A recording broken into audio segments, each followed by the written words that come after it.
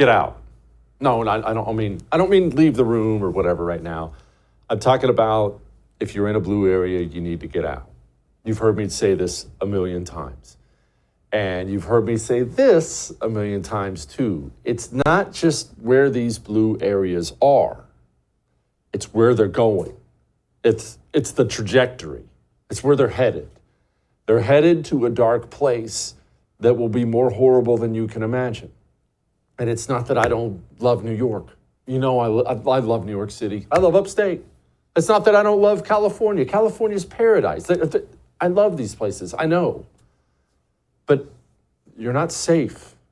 You're not safe in these places. Your children won't be safe in these places. It's the trajectory. There's nothing stopping the communists now in these places. There used to be, I need to clarify before we go into a couple stories here. There used to be a more moderate, kind of sensible Democrat wing. It was a big part of the Democrat Party. Call them blue dogs, call them moderates, call them whatever you want. But there was always a check on the far lefties, always. There was always a check there. Those checks are gone. There are no more brakes. There are no more guardrails. There's nothing stopping it. And because there's nothing stopping it, it just goes down and down and down and down without end. These blue cities, guy opened fire in Cleveland, 2:30 on a Sunday morning, shot 9 people. This next one, I'm very sad to say, I actually saw a video of it. No, I'm not going to show it to you because I wish I hadn't seen it. Man gets on a scooter in New York and just drives around shooting people.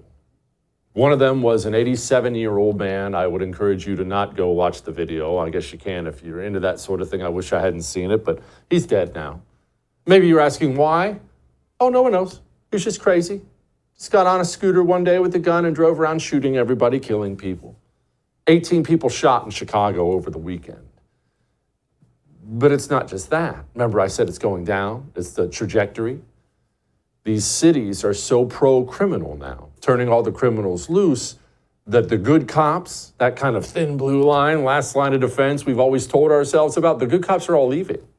The numbers out of places like New York are amazing.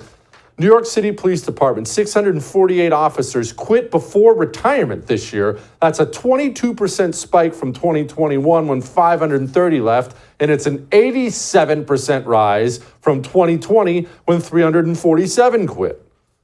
Why? Well, why would they stay?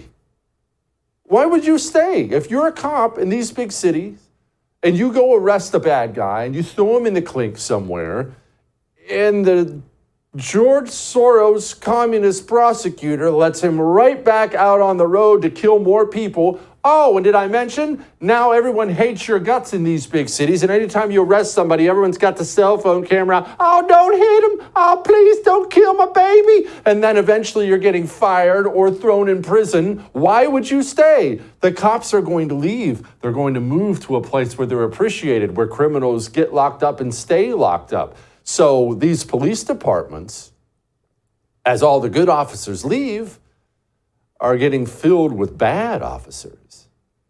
You're going to see astonishing levels of police corruption in the future as the good cops leave and a bunch of turds start putting on the uniform. The cop corruption stories we'll be talking about years from now, you're gonna find them to be staggering.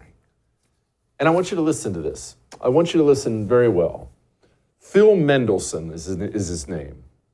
He's on the D.C. Council. He's the chair of the D.C. Council. Still not sure if you should get out? Listen to this. Half of homicides are not solved very quickly, And if they're solved at all. And your thoughts on the changes? In other words, you can get away with murder in this city. But that's true a lot of places. But Did you just say you can get away with murder in this city? that is what I said. Because roughly 50% of homicides are not solved within the year they occur. And